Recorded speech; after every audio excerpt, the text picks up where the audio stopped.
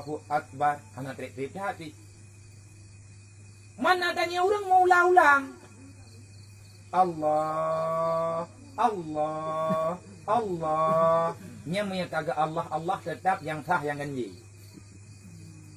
Kalau seandainya setiap takbir itu ada dihadirkan niat. Yang sah takbir pertama. Takbir kedua membatalkan takbir pertama.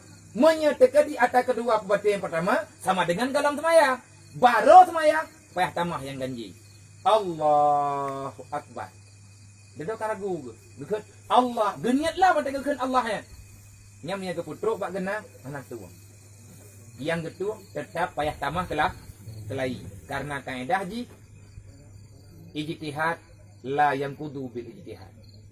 Monya atas nama ijtihad hanam daleh, tapi gak nyen yakin. Ngon geniat bunuh ka yakin. Gak nyen kagak semaya. Duduk ya niat lah.